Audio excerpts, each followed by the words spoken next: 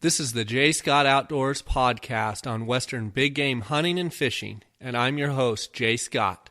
I live and breathe hunting and fishing, spending half the year in the field enjoying God's creation.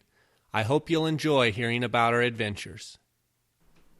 Guys, welcome to the podcast. Today we have a great show with Cody Nelson, who is part owner and manager at the Outdoorsmans in Phoenix. The Outdoorsmans is an optics authority on binoculars, spotting scopes, rifle scopes.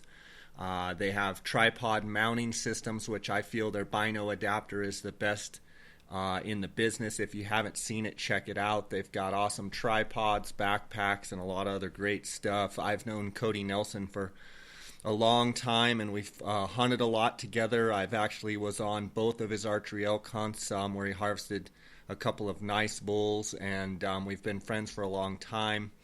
His hunting partner, Cody Goff, we've been together on some great hunts, and we have a great friendship. And if you don't know the Outdoorsmans in Phoenix, they are the optics authority.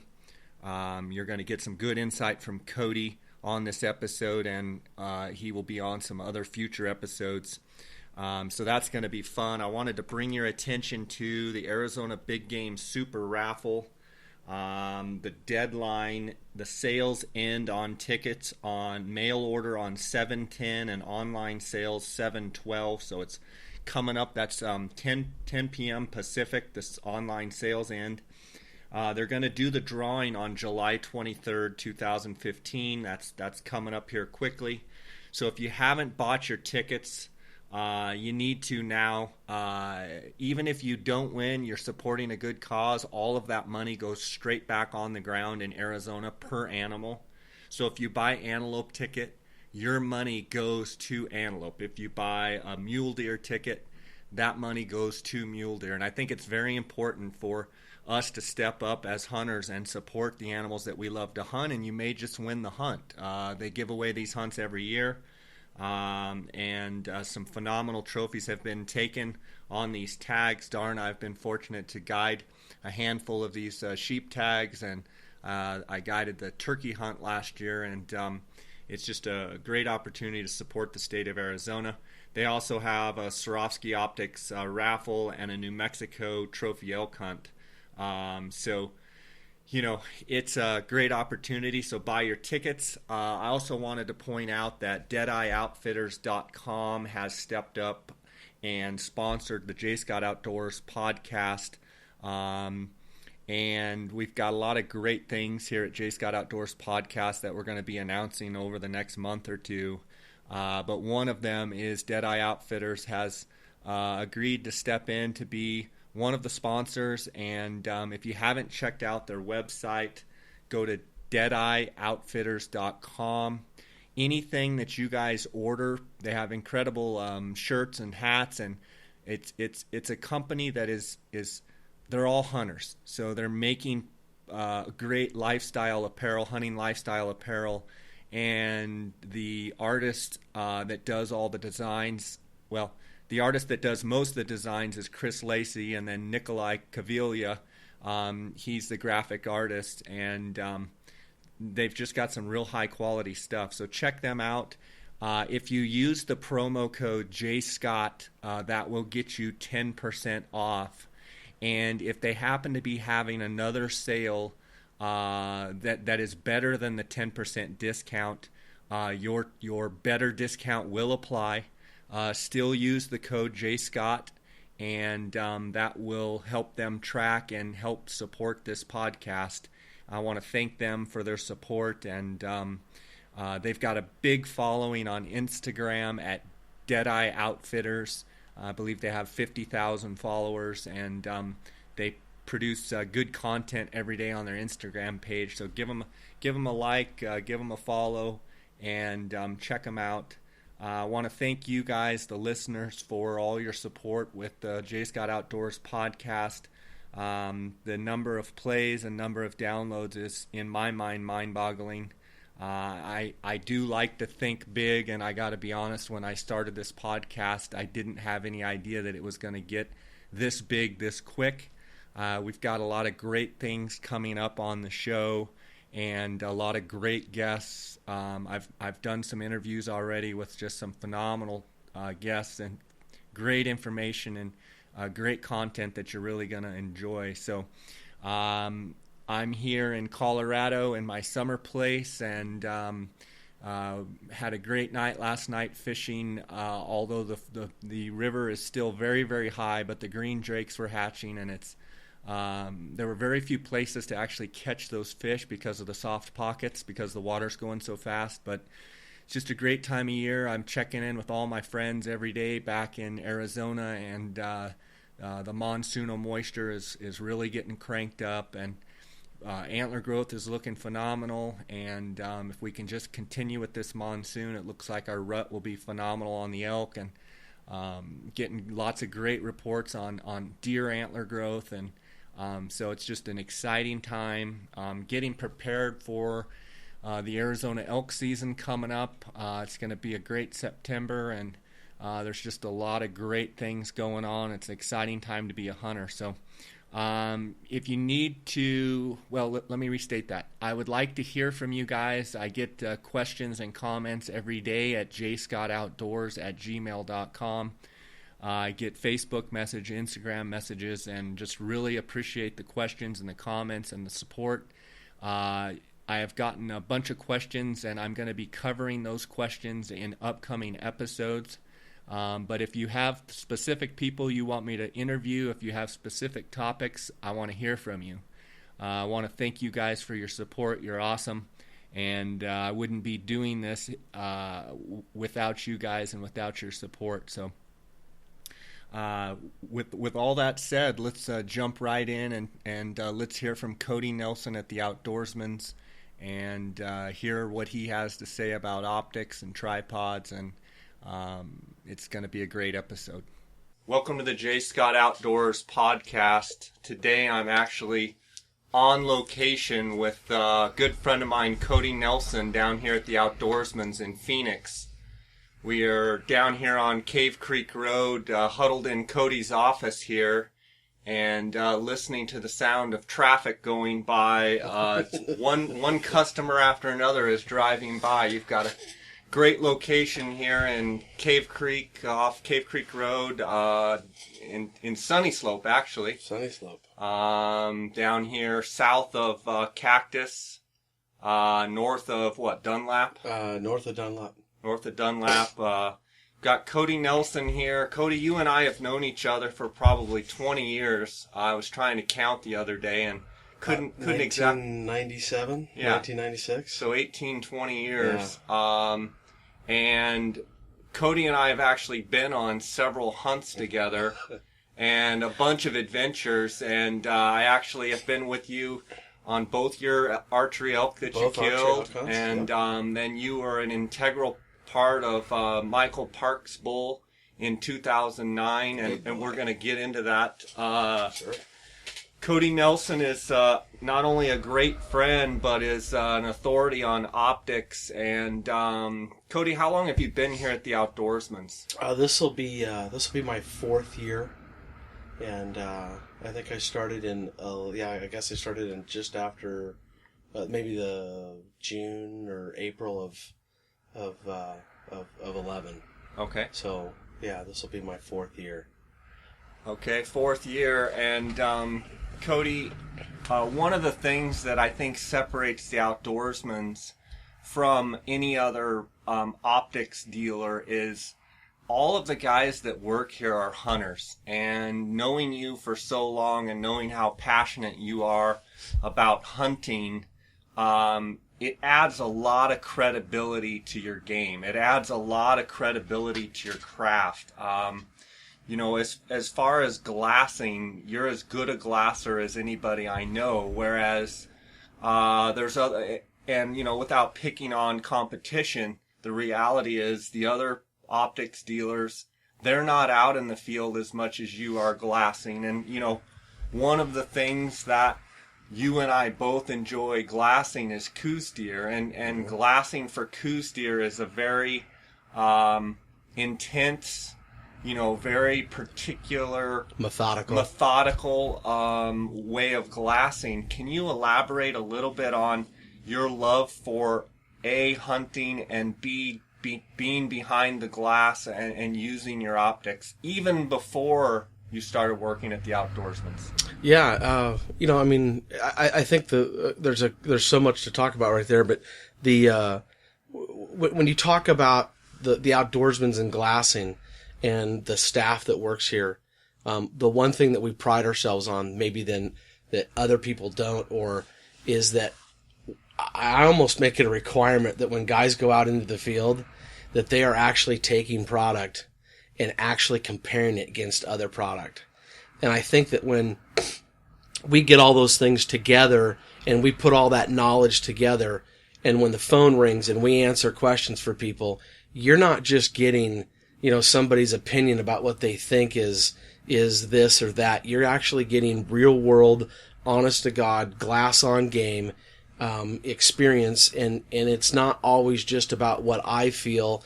We take guys out behind the shop here and put the glass on the mountain and watch the hikers, and we actually, make them decide what glass is best for them. Sure. So, as far as my love for glassing, I've always actually been, I think, more in love with the idea of finding game than shooting it or harvesting it or the actual, kill part of it. I don't know. I could do it for hours on end. I think we've been on enough hunts that we've done that together. But I've been in love with it, trying to figure out how to put binoculars on a tripod since I was maybe 18 or 19 years old. Just always thinking of like, how do I make this better? Yeah. And there weren't parts for that. Sure.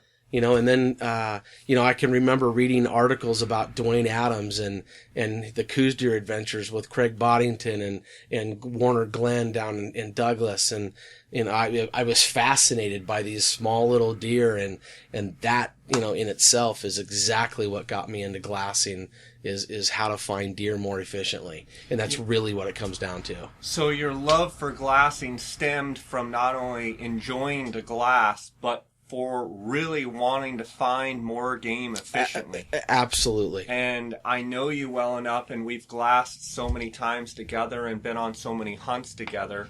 I mean, you truly pride yourself in the fact that you like to be able to say, I found that deer, and I found that buck and bull or whatever, like we all do. I mean, it becomes a craft of your trade, and you are very good at it. One thing I would ask you is, what makes you a good glasser? The number one thing is patience. When we teach seminars, there's a little 3-step deal that I always tell people about. Number one, you got to have good glass. Number two, you got to put it on a tripod. And I think the third one, and the most difficult for anybody to accomplish and get really good at, is be patient, slow down. So when you're not finding deer, slow down. Okay. And I think Dar and I, we do the same thing. We'll talk to each other. What do you got? Nothing. What do you got? And then, one of us will say, slow down. I mean, so that's, in my opinion, that's phenomenal advice that you're giving. And if you're not finding what you want, slow down, because you're probably missing it. Start getting into the details and pinpointing stuff. I know there's guys out there that are, thinking to themselves, well, God, get up and move. And I think just the opposite. Hunker down and stay tight. And, you have these optics and tripods and all this stuff invested in finding game. And to me, it's, you just got to slow down and be more methodical about, where you're looking. I'm not saying that doesn't mean don't change angles. That, if you're going to move a quarter mile, half mile, on a ridge line or something like that, that never hurts. But, I'm just always more careful about being quiet and staying low, and not moving around more than, I just let the glass do my walking for me. Sure. I want to transition a little bit into, obviously you're an optics dealer here at the Outdoorsmans, and you're a world-leading optics dealer. Talk to me a little bit about maybe the variety of optics that you guys carry, in that, you carry the top of the line stuff, but then you also carry stuff that might be not as expensive, but that someone can get into a mid-range optic that is still very high quality. Talk to me a little bit about the variety of what you carry here at the Outdoorsmans. Yeah, we carry Swarovski, Zeiss, Leica, Kowa, and Vortex, and all of those brands have tiered level of glass. What we try to do with that is that you heard me talk about, buy the best glass you can afford. The bottom line comes down to this: if a guy has a $300 pair of binoculars and he is upgrading, it might be the fact that he can only upgrade to a $500 pair of binoculars. It doesn't matter. It's about getting, decent glass and getting it on a tripod. But we generally, we are able to get whatever glass we want from whatever dealer or vendor that we have. And, say Vortex. Vortex does a great job of giving us basically, you can start at, $150 or $200 and work your way up to, almost a $1,200 or $1,300, dollar binocular. So, we try to make it so that we can service, maybe the occasional weekend user, all the way to the guide outfitter. To give an example, our lowest set of binoculars is about $250, and the highest, most expensive pair of binoculars we sell is $5,000. Sure. So, we really do run the gamut on, what is available and what we can set somebody up with. Sure. And every day when the phone rings, your staff here is answering calls in regards to optics. I mean, you have a wide range of users and customers, but you guys are known for being the authority on optics and glassing, and they know that they can call here and get someone's expertise that's actually used the binoculars that they're selling, and that more than likely they found a buck with it last week and they're scouting a buck or a bull or a bear or whatever. And maybe not someone that just has been out looking at, skyscrapers and, birds up in the trees. And not that, everybody has their own area of expertise, but you guys truly pride yourselves on being hunters first and foremost. Absolutely. And it's, I think that, we even have a system here in the building that, if a guy gets drawn for a hunt, I really kind of expect him to go on that hunt. Right. And I'll work, double shifts. I'll work my weekends. I'll work whatever I can to help a guy to make sure that he's out in the field and hunting. I cannot stress that enough, because if he can't relate to the customers when they call, I'm sorry. I just don't see where the value in somebody just regurgitating facts from a spec sheet. Sure. I want it to be, honest to God, in the field, glassing experience with what they're describing. Yeah. Let's go back a few years to 2009. I believe 2008, the year before, you actually had your own personal archery tag, and you and I hunted together, and you shot a really nice bull, and we just had an incredible time up there in Unit 23 in Arizona. He wasn't close enough, though. You shot him out of self-defense. Beautiful 6-point bull. I think we shot him at 9? It was awesome. About 9 yards. Yeah, great video, and basically Cody defended Cody Goff and I because we were about to get run over, but that was awesome. Let's bounce back to 2009. The following year, Michael Park from Oregon came down, and we were looking for big bull for him, and why don't you recap how you remember that day going down, as far as, you guys heading out that morning and what you found, and maybe some of your instructions that you were specifically given, and maybe even it was the day before. We have a good story there.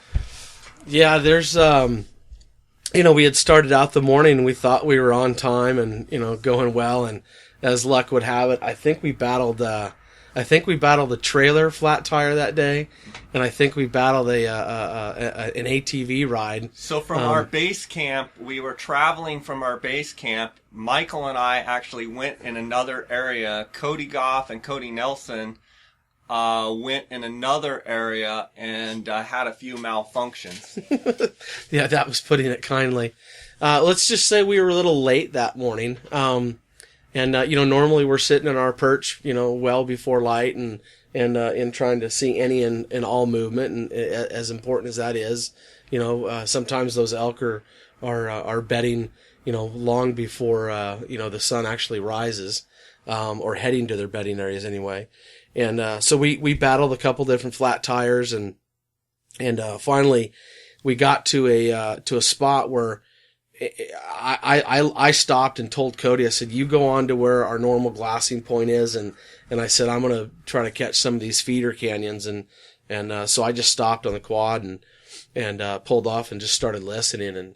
And Cody went on to a spot and I ended up, kind of getting into several groups of bulls that morning and bulls that quite honestly we had passed up and really hadn't been looking at very hard. And there was a little two-tracker that I hadn't really focused on and been down. So I walked down this little two-tracker and thought, God, this is kind of a different angle. And I'm kind of encroaching on the area a little bit, but I always thought that sometimes maybe getting a cross angle or a different look at something might be a good thing to do. And lo and behold, I got off the quad and grabbed my pack and took my glasses and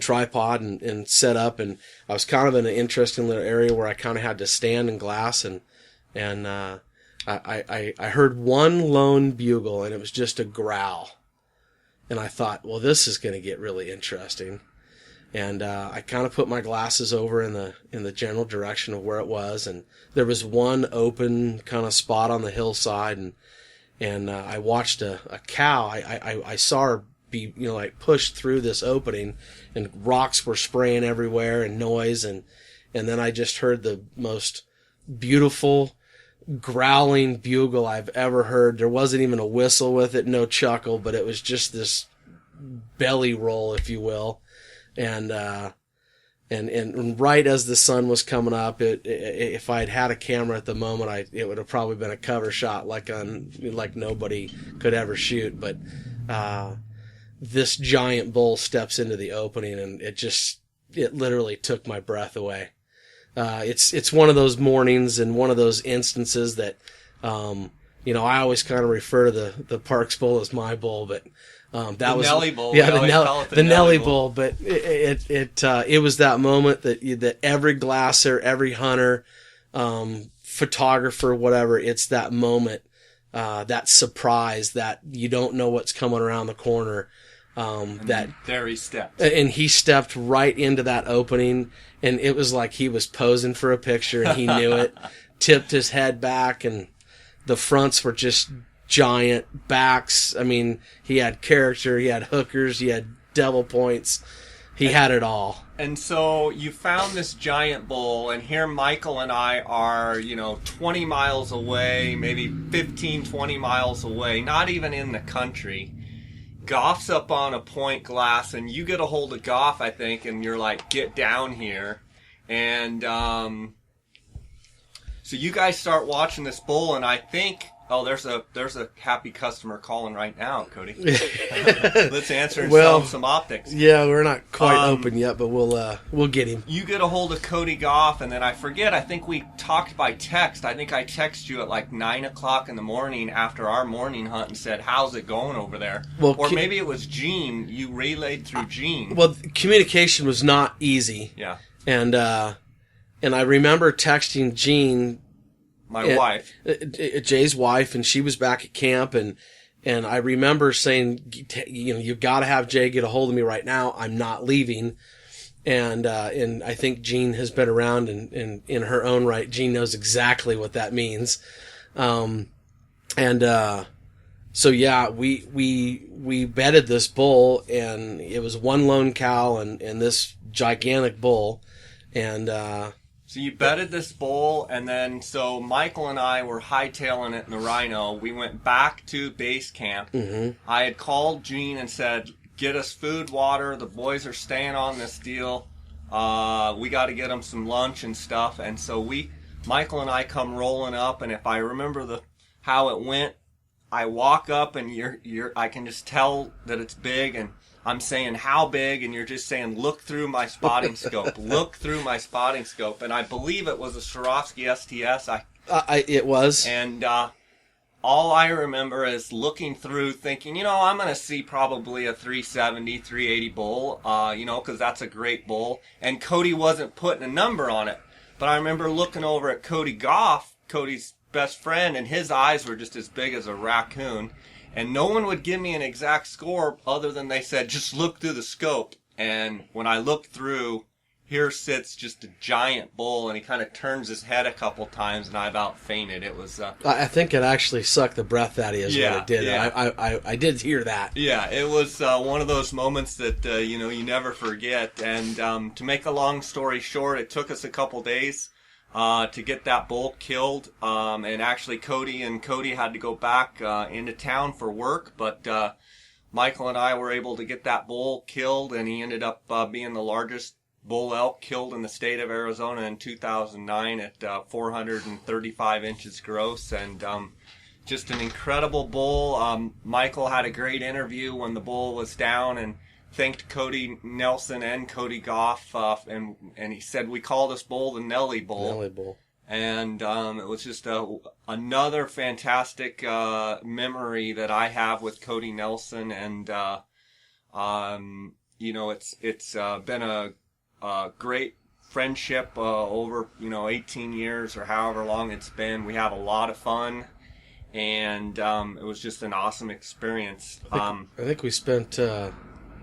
When people talk about not moving and not getting crazy with your trying to walk off and do something different, I think we spent 8 hours or 9 hours total solid behind glass with Cody or I never leaving that bull. Yeah, by the time we got to you, I want to say it was 1, 2 o'clock. That's kind of what I remember, and you guys had been on it all day.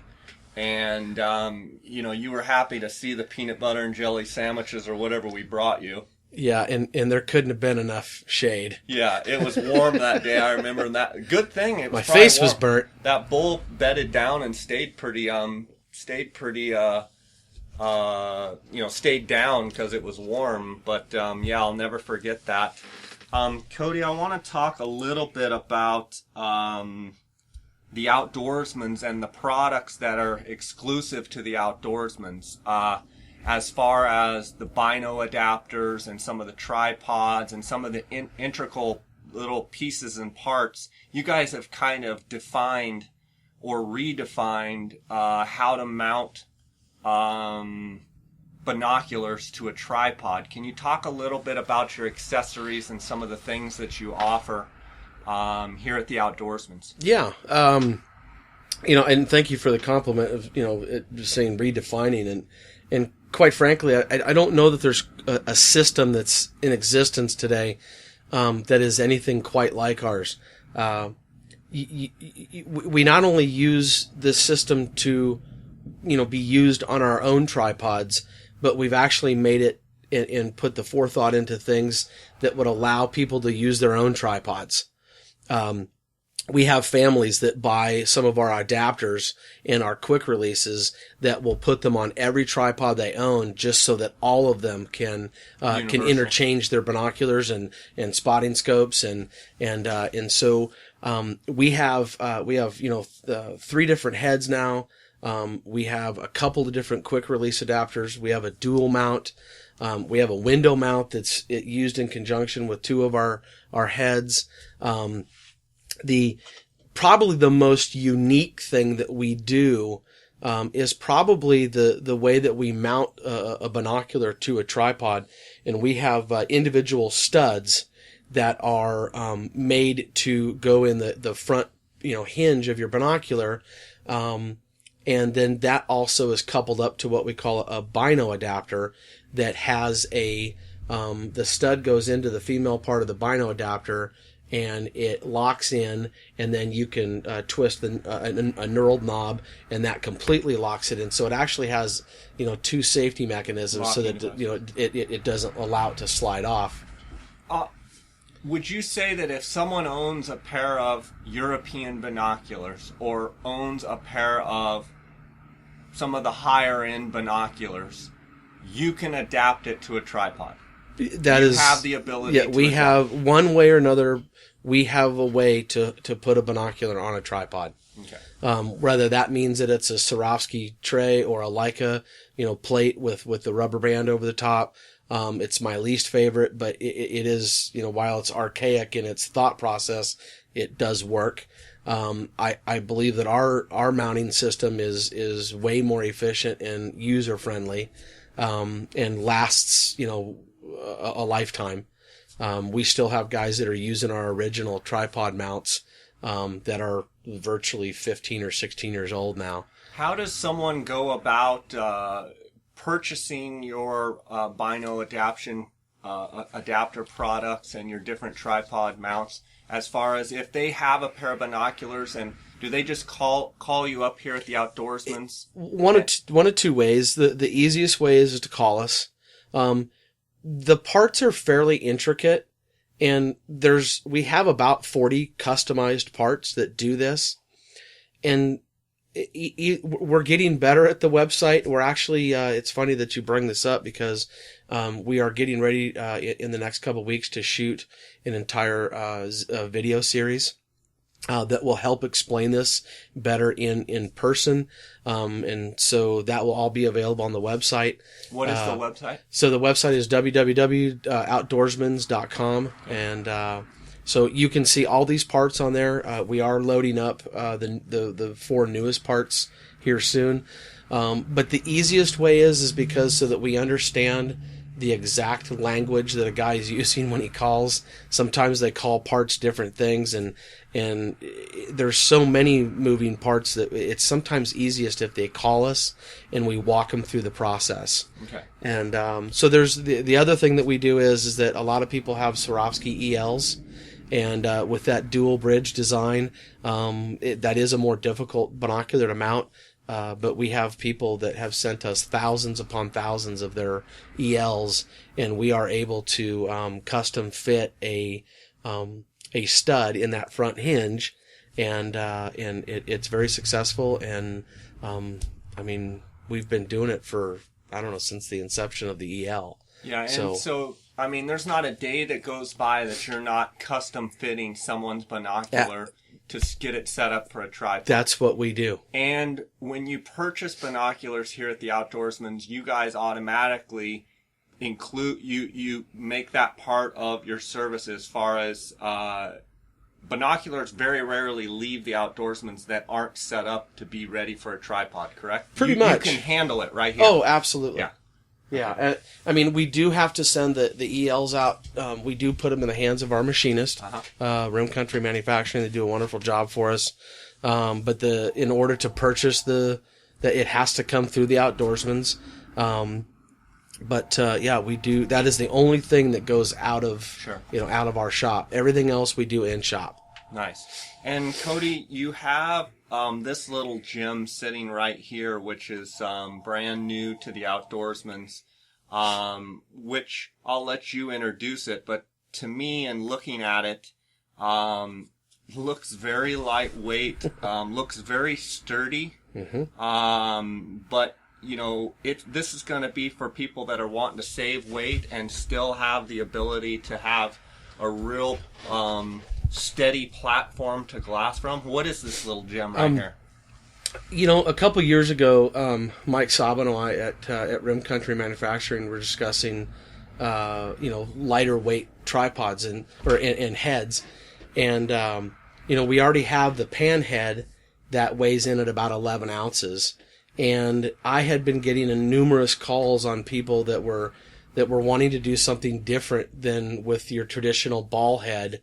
That while they can be 5 or 6 or 7 ounces, a a ball head traditionally is a ball socket with a stem, and your spotting scope or binoculars sit on top of that, and you only have a loosen or tightening effect on that ball, and you have to direct it with your hand. So the questions that we were getting is there something out there that has more control over the optic instead of just having to have both hands on it all the time? And so lo and behold, the conversation started, and it literally was a couple years in the making, and we've been so incredibly busy that Mike and Marty up there finally they completely outdid themselves, and we had talked about a couple things, and they put it in our hands in prototype form, and we discussed and changed, and it came out to be what we're looking at today. And what do you guys call this? This is called the micro panhead. Micro panhead. And it weighs in. I think it weighs in just over 7 ounces. It's probably going to hit that 7.6 ounce mark. It allows you to use one hand control. You have a panning motion that'll pan left and right, and then you have an up and down motion that's actually controlled with the handle and in a twist lock method, and then of course it's using our quick release adapter on the top portion of it that will accept our dovetail for our bino adapter and our dovetail 1/4 plates, for spotting scopes, cameras, shooting V's, anything that will accept our 1/4. When you first showed this to the general public, where was this launched at? We got the first shipment of them right before literally as I was packing the truck to leave for Salt Lake City and the Western Hunter Conservation Expo. So you took them with you? I took half the order, and I thought, well, we'll just see how it does. And on the way there, we were in antelope country, so I took a couple pictures with our new window mount and put it in place, and kind of sent out a Facebook post, and lo and behold, boy, I should have brought more with us, because by the end of the show, I was completely sold out, and I literally we just sold out of our entire stock. It went that quick, and I think that the micro panhead is it was very interesting to watch the forums and the Facebook posts and the social media aspect of things, because I purposefully didn't put it on the website, and it was amazing to me to watch how quick it took over. And so we're now on our second order of them, and we're selling more and more every day. So if people the reaction to it was nothing short of phenomenal. If people want to order them, they just have to call and just put in an order for it. Yeah, they need to call us, put the order in, and it literally took us by so much surprise. We in a couple weeks, when we shoot the videos, we're actually taking all the pictures for the website, and it was kind of putting the cart before the horse, but so we launched it before we even had photos of it. It was just the victim of how it came all together, and I was very pleased. We literally had people walking up to us at Salt Lake City that said, "I just want one of the new micro panheads," and I would go to show it to them, and they would say, "Don't show it to me. I've already seen the deal. I don't need to see any more. I want one of them. I want 2 of them." Sure. And we were completely blown away by it. Now, Cody, this is made to go on your Outdoorsman specific tripod. You guys have your own tripods. You have a small, a medium, a large, or what do you call it? What we actually have is we have a small and a medium that basically have one leg extension for each, okay? And those are purposely made to sit behind. Mm-hmm. We do have center post extensions that will go up a certain height, and if you would like to upgrade to a center post extension that will double the height, we can do that. Then we also have a compact medium and a tall, which those have 2 leg extensions per leg. And so the tall you can stand behind. The compact medium was originally designed as a backpacker's, or somebody who was really trying to count ounces and really actually trying to cut the space. In conjunction with Rim Country and talking with the guys, we were actually able to take a medium, and get the same height as a medium tripod with 2 leg extensions, but we were able to save 5 inches in the pack. Nice. And the first sheep hunter that I sent one to, he literally was like, "Oh, that's 2 mountain houses right there." Yeah. So immediately in his mind, he was like, "Oh, I can put 2 mountain houses in the place where that tripod took that space up." And so, and that really is where the micropan head came back into play, in conjunction, to create that backpacker's tripod that still had what we like to refer to as usable weight. There are certain instances in hunting where you need to cut weight. I will tell you that there's one place that I try not to scrimp too much. I try not to go so light on a tripod that it actually causes, problems with how stable your base is. And there are certain instances where that happens. Sure. So you can overload a tripod. So now, this micro panhead, does it only fit on the Outdoorsman's tripod, or will it fit other tripods as well? Yeah, it will fit other tripods. We have a quick release adapter that a person could put that on first, and then on the base of our micro panhead is our dovetail is cut into it, so it's adaptable to any other tripod. 100% adaptable. What's interesting about the micro pan head is the place that it actually works really, really well on, and what people are using it, they're kind of dual purpose in it, is when you put that in conjunction with our window mount. You can use it as your window mount head, and then take it off the window mount and put it on your tripod and use it for the lightweight backpacker. Sure. So, we had a lot of guys that watch the winter range and are sitting in trucks at, below freezing temperatures. Sure. And, they wanted something to use on their windows. And so, again, we designed a window mount and a new, head to go along with it. Awesome. Well, I know we have a ton that we can cover in more episodes of the podcast. I think this gives a pretty good base on who the Outdoorsmans is. Do you have anything to add as far as? I would just tell you that if you want to, put your optics on tripods, and I think you're crazy if you don't. I think that's one of the most amazing statements that I hear almost on a daily basis. Is when people buy optics from us, I cannot tell you how many times I've heard the statement, "Well, why would I put my binoculars on a tripod?"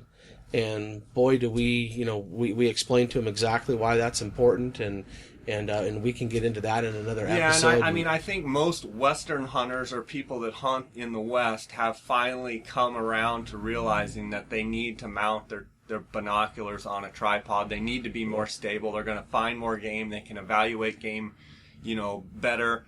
And you guys have truly separated yourselves as the tripod mounting specialist. I mean, you know every angle of every binocular and how to get it stabilized on a tripod. So I commend you guys for that. And, from all the different years, every piece of optics that I own has come out of this shop. And, you guys are the leading authority in optics and the world authority in optics and the knowledge, if there's something that I've got questions on, I always call you and run it by you. And the thing that I like about you is you don't always agree with me. No, we've had some good ones. Sometimes and I think that's good because it adds credibility. Absolutely. And you're very opinionated in the way you think, and the reality is most of the time, and I'll say most of the time, you're right. And I have to finally say, you know what, Cody, you're right. But we've had an incredible friendship, and I look forward to more stuff we're going to do in the future and more hunts. And, I want to congratulate you guys on your success here at the Outdoorsmans. outdoorsmans.com. What's the 1-800 number, Cody? It's 1-800-291-8065. Okay. So give us a call and let us help you see more game. Absolutely. Thanks a lot for being here with us this morning, Cody. Thank you for having me. It's a great opportunity, and I wish you the best with the podcast. I spent a lot of time listening before I had the opportunity to do this, and you're bringing some great material to the table, and I think people are going to really enjoy this format. Yeah, I'm having fun doing it and getting lots of good positive feedback. So I appreciate you spending time with us here, and until we get to chat again, have a good hunt, and looking forward to these draws coming out for elk and antelope, and I know it's an exciting time for everybody. Well, thank you very much. We'll be here. All right, buddy. Thank you. Well, that was a great episode with Cody Nelson from the Outdoorsmans. Guys, I wanted to bring your attention to something that I've gotten a couple questions about, and that is guys wanting to know why they don't get the iTunes feed immediately when I load it onto Podbean. So here's the deal. If you subscribe to iTunes, it's totally free. If you click the subscribe button, as I load episodes onto my server, they automatically, if you're a subscriber, will automatically download to your device. So sometimes the difference between getting them off Podbean and getting them onto iTunes, if you're not a subscriber, can take anywhere from 6 to 24 hours. So if you want to get immediate downloads, please subscribe. Hit the subscribe button, and it will download immediately, and then you'll be able to access them right away. I want to thank you guys again for your support. Just to be clear, if you're a PC or an Android user, you have to use the jscottoutdoors.podbean.com. So you have to use Podbean or Stitcher. If you're a iOS or Apple user, you obviously can go to iTunes and tune in on iTunes. So I want to thank you guys for your support. I also want to tell you that I have an Instagram page at jscottoutdoors. My associate Dar Colburn at DARR Colburn, COLBURN. Of course, you can go on the website JScott Outdoors, our Facebook page, JScott Outdoors, YouTube channel. YouTube channel's growing daily. I think we have over 1,500 subscribers now. That's J. Scott Outdoors on YouTube. So, guys, thanks for all your support. I look forward to hearing you. If you have any questions or comments, send me an email at jscottoutdoors@gmail.com. Until next time, guys, God bless. Thanks for listening to the J. Scott Outdoors Western Big Game Hunting and Fishing Podcast, brought to you by GoHunt.com Insider. Research faster, hunt more. Go to GoHunt.com/insider and join today.